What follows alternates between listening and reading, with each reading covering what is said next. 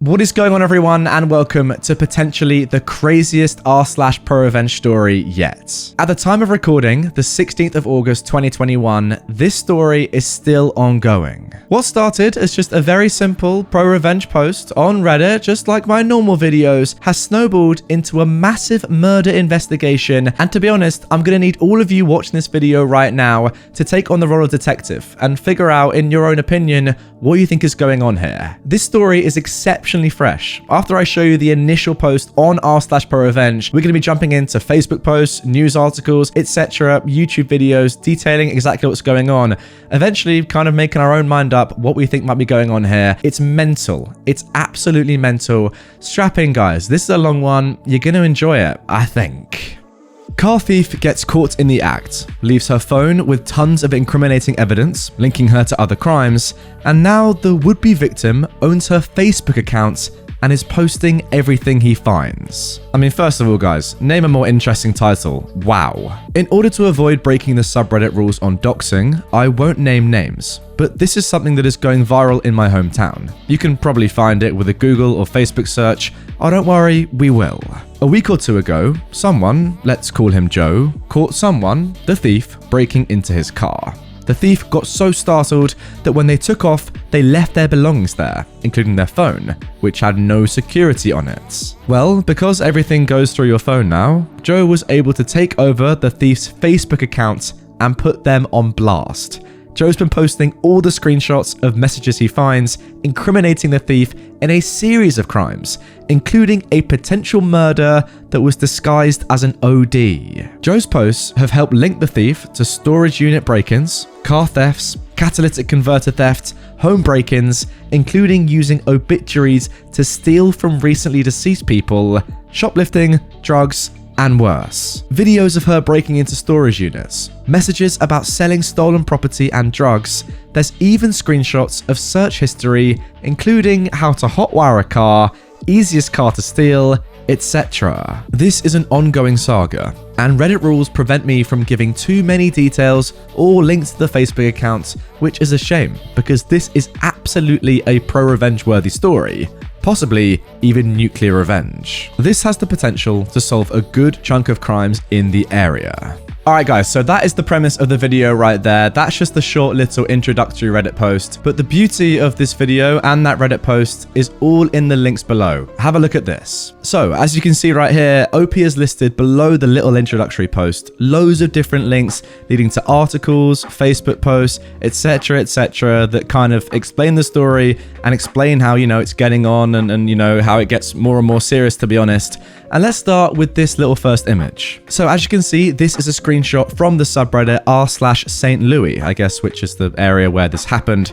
You have to check this out, the title says. Some chick tries to steal dude's car, she fails, he comes into possession of her phone, hilarity ensues. Now, as you can see, guys, the image is taken from Facebook, from, I can't really read that, Meter East Crime, I guess just kind of like a crime reporting Facebook page or something. And the link to the actual Facebook person, or the post, I guess, is down below at the bottom of this image, with a lovely stock image of just a thief. Love it. But unfortunately, well, for privacy reasons, it has been blurred by OP. But anyway, this is the first little indication of what's going on here. So a guy in St. Louis caught a woman breaking into his truck on Friday night. She left her phone in his truck, and he has taken over her Facebook page and is blasting her out to her 1,700 friends. Oops. Right, next up, the second link that OP has posted below his initial story leads to this. Another post on r/St. Louis. Southside man on the trail of a car thief. This is nuts. Unfortunately, guys, though, this has been deleted, so I don't actually know what was posted in this. I guess just more information, maybe a video, not entirely sure. And you know what? I don't actually know why it's been deleted. But it says here, the moderators remove posts from feeds for a variety of reasons, including keeping communities safe, civil, and true to their purpose. So whether it was, saying private information, or it was about, someone doing something that wasn't safe, not entirely sure, but hey, that's linked too. Now this is where the story really gets interesting. Edit 2 from OP. Joe tried to give the phone with evidence to the police, but they declined. So he took it upon himself to do their work for them. Pandemic and nothing to do has resulted in this hilarity. Now from here, guys, we're just going to see exactly what Joe's done. It's brilliant. He's pretty much just taken on the role of detective and just gone to town on this woman. It's amazing. The next link listed by OP is to this article on Riverfront Times. Now this pretty much just details exactly what has happened up to this point. Now guys, although you aren't really supposed to say full names on Reddit, this is just a news article about someone who's been, you know, doing illegal things. So who cares? It's my channel. I'm going to say her full name. Wild Elizabeth Cooke, there you go. If you want to know more, you can always go and search her up. Saga grips internet sleuths in St. Louis and beyond. As you can see, this is very, very recent, posted by Daniel on the 13th of August 2021. This has just happened this week, guys. It's great. And immediately we're hit with her face right there, and it says screen grab from video below. This, I think, is going to be one of the videos that she's taken on her own phone of herself doing illegal things that Joe has found. Alright then, what's been billed as an attempted car theft gone wrong in South St. Louis has rapidly spiraled into a viral story of crime and intrigue this week. One centered around drugs, stolen vehicles, looted storage lockers, and the mysterious circumstances surrounding the death of a 62-year-old man. A Facebook account under the name Elizabeth Cooke posted 2 videos on August 6th, showing a woman believed to be Cooke as she's confronted by a man whose car she was allegedly attempting to steal. Now guys, this website does actually link to the Facebook post, but as you can see, I think it's been deleted. OP actually says it himself in the initial post in one of the updates that unfortunately the Facebook post probably has been deleted. I don't know what's happened, but this content isn't available at the moment. That's a shame. What the F, the man says at the video's outset, which was recorded on August 4th. My friend sent me over here and told me that I could use his car because my car broke down, Cooke replies. I'm so sorry, is this not my car? After a tense exchange in which the man accuses Cooke of attempting to crack his steering column, he sends her away from the area, but not before asking her to pull down her mask so that he could get a clear shot of her face, which she does. Oh, now that is that initial screenshot. Yeah, a very clear picture of her face, that's for sure. But guys, as we now know, it wasn't Cooke who uploaded the videos, says the man. She simply left her phone behind at the scene, which the owner of the car subsequently gained access to, and with it, Cooke's social media accounts. Now then guys, good news. As you can see, we have the video. It's been posted on YouTube. Let's just get into this. What? My friend sent me over here and told me There she is. that I could use this car because my car broke down. I'm so sorry. Is this not my car? What the are you doing? What is this? Look, these were all in here, and this is. Yeah, it's my car. Okay, I'm sorry, dude. I did not know that this was your car. I'm so sorry. I'm so sorry. Now that right there, guys, that is the face of a liar, of an absolute liar. Sorry. I'm so sorry. Okay, just dip. Okay. Goodbye. Don't My touch bad. nothing else. You're lucky I don't have my mom come out here. What are you doing? I got my purse right I here. don't give a f. Get the f out of my shit. Look, can I just get my purse? No, you ain't getting shit. Look, dude, No, look, I'm so this is sorry. my I'm shit. sorry. I will call my friend right now. I don't and have care. him here. Get out of here. Look, Call the police. I'm so. All right, so what's happened is she's, you know, like halfway through breaking into this car, trying to rob it. She's already put her phone, which I guess is in her purse or something, inside the car. And now the owner of the car is saying, I don't care about your stuff. You're trying to steal my car. Get out of here. Call the Sorry. police. Call the police. Just let me get my purse. Get please. no. Give me my purse. Get out of my Look, vehicle. Look, I'm not trying to steal anything Just from throw her anybody. shit. Just throw her shit. Let her just throw it Look, across I'm there. not trying to cause any problems to anybody or anything. Okay, just If I stop would've known- talking. Just stop talking. Just stop talking. I'm trying to tell him to just stop talking. If I would have known that this was an issue, I would never have come out here. So she's just trying to talk her way out of it. Not working, I clearly. never would have known. I never seen that stuff before. This is just clothes and my boyfriend's medication. All right, so he is kind of giving her stuff back to I'm her. so sorry. Like, I'm not. Get out of here. Breaking my column I down did and not shit. break it. It was already like that. I don't even know how to do that, dude. You, I heard you out here starting it. How the How do you- if I Get thought outta I was here. stealing Get outta anything, here. can I just Get- get- no. There's medicine Dad, in that. I don't right care. now. No. Dad, No. Dad, just throw her. I'm asking you Just nicely. throw her. I did not know. If I would have known. Take your mask down. No, sir. Take your mask down. No, sir. If you I'll want- give it if to you. want your stuff, just Take your mask down. And that's it. Wow. What a video. So I guess what happens here, unfortunately, we can't really see because the video cuts right there, unfortunately, is Joe, as OP calls him. I'm not actually sure what his name is yet, but we'll come to it. Just eventually tells her to, you know what, forget your stuff, go. And that is how the phone is kept within his own car, and that is how the story kind of progresses from there. Right then, so jumping back into the article. As a result of this whole event and Joe getting this person's phone, Elizabeth's phone, that kicked off a whirlwind of changes to Cooke's Facebook page. Soon, her bio was altered to indicate that she works at stealing. A parenthetical was added to the end of her name that reads car thief, and her cover image was changed to a stock image of a generic female burglar. In the days since, the car's owner, whom we're gonna call Jeff, okay, we call him Joe because he asked that we not use his name. I want to call him Joe because that's what OP originally called him, tells the RFT, the newspaper that this article has come from, that he also found a trove of messages in Facebook's Messenger app in which Cooke appears to be openly discussing various crimes with a group of accomplices, most of them related to theft and drugs. Naturally, those were soon posted to Cooke's Facebook page as well, attracting a deluge of attention from internet sleuths and other onlookers as the page has increasingly gone viral. Joe says he has since turned the phone over to police, but not before saving as many details as he could about the alleged crimes. Since the initial incident, Joe says he has heard from a couple of people in Cooke's orbit. Her fiancé gave me access to the phone. He gave me permission to enter the phone, Joe tells this newspaper. And what I did is I took as much information as I could out of it. And then, when her sister said that the phone was reported stolen, I went ahead and I made sure I had access to everything and handed it over to the police because I didn't want to be in possession of stolen property. Wow, wait, so Elizabeth's actual fiancé gave him access? What is going on in that relationship? First of all, strange. So, Joe, I guess, was able to continue looking through all this information because he'd saved it onto one of his own devices, so he was still able to access Cooke's accounts, and he kept digging and posting in an attempt to help other people who may have been victimized reclaim their lost items.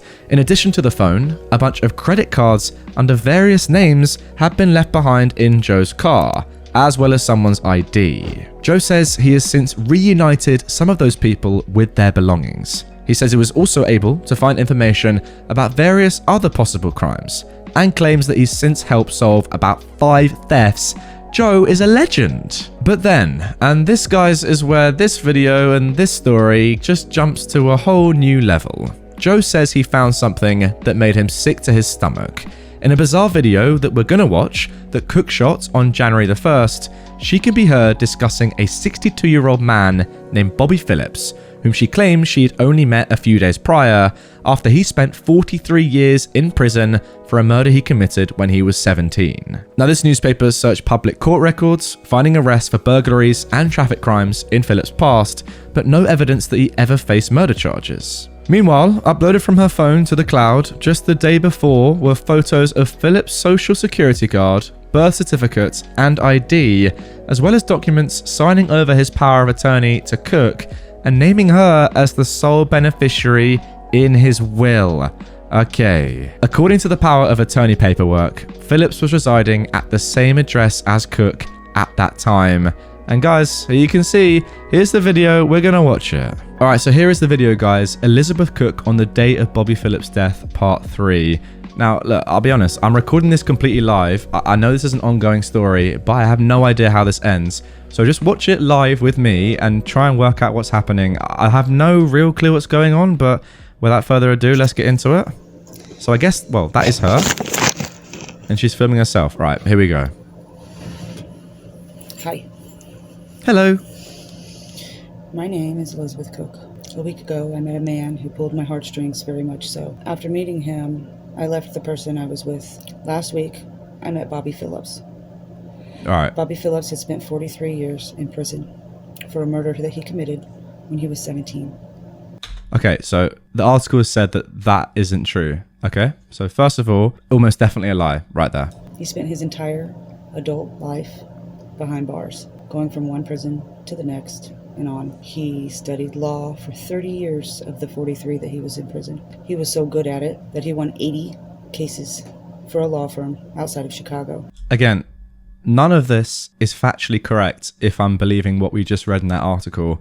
I don't really get the point of this video, but I think what is going on here, I think she has murdered this man, right? Now, I'm not sure about that, so allegedly she has murdered this man, and what's happened now is that she's trying to pretty much steal all his money. As the article said, she is the sole beneficiary on his will. She's done that. So I think, you know, the only logical explanation is that she, at this moment with this video, is trying to convince any possible judge how they met, that she loved him maybe, and that she didn't murder him and try and steal his money. It's very, very creepy. That's all I'll say. She is so cold, showing no emotion in this video, right? And I think that kind of adds to it anyway. He was on death row when he was first sentenced. I don't understand though why she's saying this, because just one simple search of any, you know, directory of anything will prove that this isn't true, as the article has done. So she's just lying through her teeth. Good at but what he was doing. That he fine.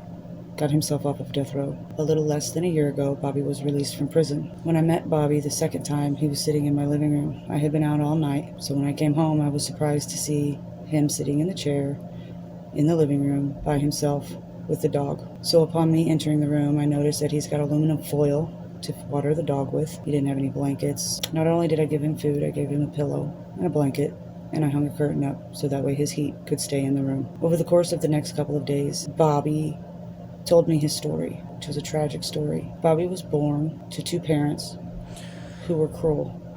What is going on They here? put him naked in a shed What?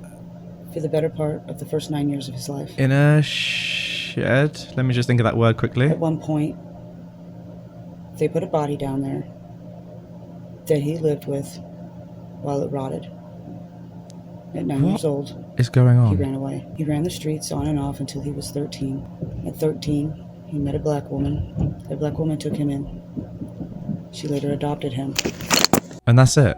Is there more? Let's just go on the channel, screw it. Pics and videos from when Bobby died. Look, you see what I'm saying, guys? All of this right here has not been uploaded by Elizabeth Cooke. This is by Joe, or Jeff as the article says. And it's still going on. You see, look, 3 hours, 16 hours ago, 19 hours ago, all the videos that Joe has got on Elizabeth's phone, he's just posting onto a YouTube account. And look here, pics and videos from when Bobby died with timestamps. It's all like an ongoing kind of investigation that is live. It's super interesting. And here we go. Joe's just showing random videos and stuff that he's saved from her phone. This is crazy. And look, here we go. Here we have like the pictures, right? There he is. That's his ID that she for some reason has a picture of on her phone. Why would you have that on your phone? Is that social security? Yeah. Okay, that's in the video. Let's go back. Is that credit card there? Someone else's credit card? I don't know who that is. But as you can see, guys, like this is all very confusing. I don't really know what's going on here. But anyway, let's get back to the article. It will all become a little bit more clear. Okay, so now back to the article. A photo of a form, purportedly from Hoffen Funeral Home in Granite City, which Joe, uploaded to Cooke's Facebook, indicates that Bobby Phillips died on January the 1st, 2021, 2 days after naming Cooke in his will and giving her power of attorney, and the very same day the video was shot. Joe was shocked. Initially, he says that he'd just been shaming this person through their social media while also trying to reconnect some people with their stolen items, but he feared he'd just uncovered something far more sinister. I looked at the timestamp. It was taken the day he died, Jeff writes in a caption on the video. There are other videos from that day. I'm sick to my stomach. Now, this publication has been able to confirm that Phillips died at an Airbnb in North St. Louis, where Cooke was staying. A St. Louis police spokeswoman tells the RFT, the publication, that officers had responded to call at that location, but declined to say more, citing an open investigation. The spokeswoman says police are also looking into the theft allegation, but again declined to provide any additional details. Since the revelation that there had been a mysterious death in Cooke's orbit, things have kicked into overdrive, with hundreds of internet sleuths digging into the matter, many comparing the whole affair to the Netflix docuseries Don't F With Cats.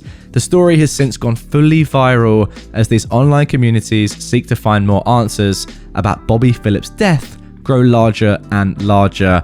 As you can see, guys, this is kind of spiraling, snowballing into a big viral detective murder case in many ways. What started as just someone trying to steal a car has now spiraled into something much, much bigger thanks to her not being able to retrieve her phone and her not putting a passcode on her phone. Cooke, meanwhile, has spent the past several days behind bars in jail in Illinois. Macoupin County Assistant State's Attorney Jordan Garrison tells this publication that she was arrested for possession of a stolen vehicle and meth. She's being held on $25,000 bond. During a video court appearance on Wednesday, she requested a public defender. It wasn't immediately clear if an attorney had been assigned. Now, a jail staffer tells the RFT that Cooke is aware of what's happening with her social media accounts, but not to the extent that it's gone viral. Alright, so the fact that she's behind bars means that she cannot, shut down her Facebook account. She can't access her YouTube account. She can't stop Jeff from posting all this stuff on her own accounts and continuing to look through her personal information, videos, photos, the stuff I've just shown you guys. Wow, that explains it. Now for Joe's part, he says he's just hopeful that the revelations that he found on her phone can lead to some clarity regarding Philip's death and the strange circumstances surrounding it. What started as an attempt to reunite some victims of theft with their lost belongings has since snowballed into something much larger and potentially with far more sinister connotations. If there was wrongdoing, Jeff believes it needs to be brought to light. I did not expect any of this. I wasn't looking for any of this, Jeff explains. But now there's a dead guy, and we need to figure out if somebody's got to be held accountable. Now, at the bottom of this article, guys, remember this was posted just a few days ago, they say this is a developing story. Any information about Bobby Phillips or the circumstances surrounding his death, get in touch with this publication. Wow, this is mental. So guys, I hope you're all following along with what's kind of happening so far. Apologies if it's a little confusing. To be honest, it probably is that way because no one really knows what's happened here. That's the thing. As this is happening, as I'm making this video, it's very live. This person hasn't been convicted of murder. They haven't been charged with murder or that sort of stuff. It's like it's all going on right now live. It's just crazy how it snowballed from one theft, leaving her car on the phone, and now Joe is going on a madness, just, becoming a detective in many ways and just doing it all himself, posting hourly on YouTube, on her Facebook, stuff like that. It's going crazy. Props to Joe. Jeff, you're a legend, mate. Keep doing the good stuff. What started out as you just helping people, recover their stolen items is now you and, the rest of the internet and me and you right now. Leave your comments down below what you think is going on, solving a murder case. It's mad. Alright then, now back to the original Reddit post. It seems so long ago that this video began, but there is one final link posted by OP, Edit 7. The story gets wilder. Okay, title of this one. Elizabeth Cooke refused to leave Airbnb where Bobby Phillips died, community organizer says. In his final days, Bobby Phillips was being helped by the same non-profit where Elizabeth Cooke rented an Airbnb. Eco Village, St. Louis, a community resource center in the Academy neighborhood of North St. Louis, provides the local unhoused population with access to showers, meals, and other essentials. Every Friday, it hosts food giveaways. According to Mama Jazz, a community organizer at the Eco Village, the nonprofits had also run an Airbnb to help fund their work, but recently stopped. The reason, Jazz says, is Cooke. Now, the article just briefly explains what's been going on in the past 48 hours with Cooke's viral story, but in early December 2020, she was just another guest, booking the Airbnb for 3 weeks, Jazz says. Even so, Jazz says she soon regretted it. We're a victim of Elizabeth's rubbish also, and that really sucks because we're a community organization that feeds people and helps people in times of need. We're really not connected to her. At first, Cooke seemed okay, although some of her behavior did seem odd. She hoarded boxes full of makeup along with headphones and other electronics. Cooke told Jazz that she was a dumpster diver and her business was to find thrown out items and resell them. She'd say, "Oh, I'm gonna clean them up and sell them online." But I was like, dude, this is trash. Around Christmas, Cooke was still in the Airbnb when Bobby Phillips and another man, Jazz knew only as JR, showed up to Eco Village. Like a lot of unhoused people in the area, Bobby and JR made use of the non-profit's food share and shower. The two older men pulled our heartstrings, Jazz says. They'd just gotten out of jail. It's the middle of winter. Yeah, you guys can crash on the couch, I said, not realizing what all of this would later fall into. The Airbnb was upstairs in the house, and Eco Village allowed people in need to use the first floor. Jazz isn't exactly sure of how Cooke and Phillips connected to each other, but Phillips was known to hang out on the first floor. On January the 1st, Jazz says she saw flashing lights outside the house on Kensington and went to see what had happened. In the Airbnb, Phillips was dead on his back in the middle of the room. Jazz says that Cooke claimed Phillips had knocked on her door and then fell dead upon entering the room, but Cooke's behaviour struck Jazz as strange. She didn't really seem all that concerned for Phillips, like not worried at all. According to Jazz, the woman now known to followers of the Facebook saga as Gypsy Jen, was also on the premises, hiding in a bedroom as the police asked questions. Yeah, seems a bit legit, doesn't it? As the police and EMS began to leave, Jazz asked them why they weren't taking Phillips's body with them.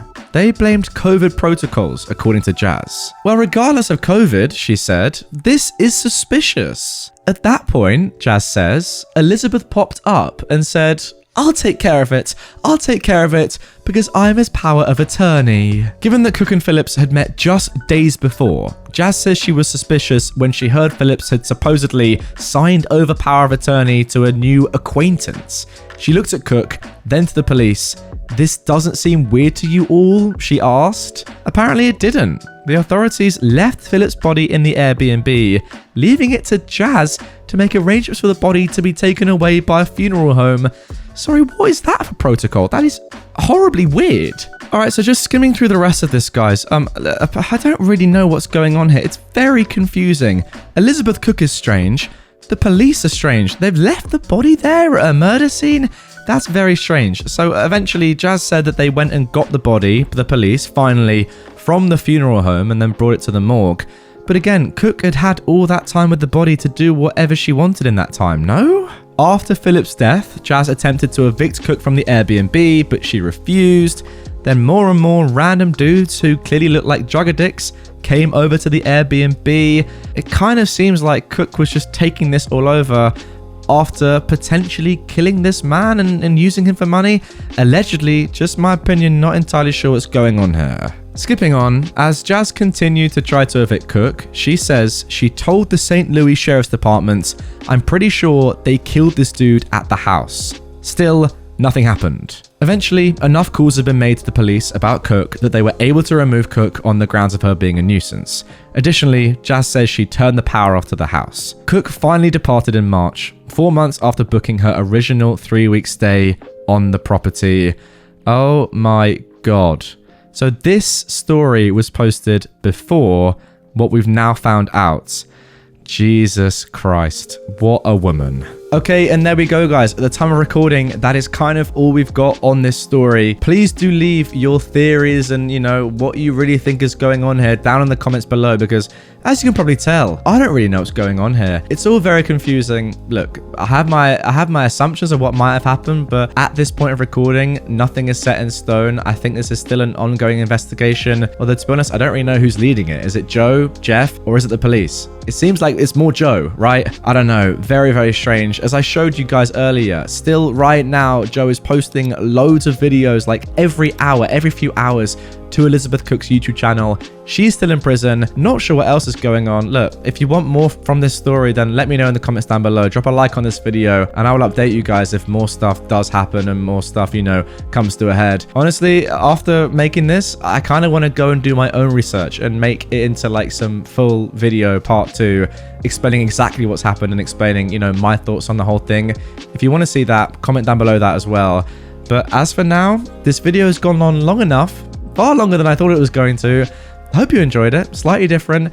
And yeah, let's come back for part 2 if you guys want to see it.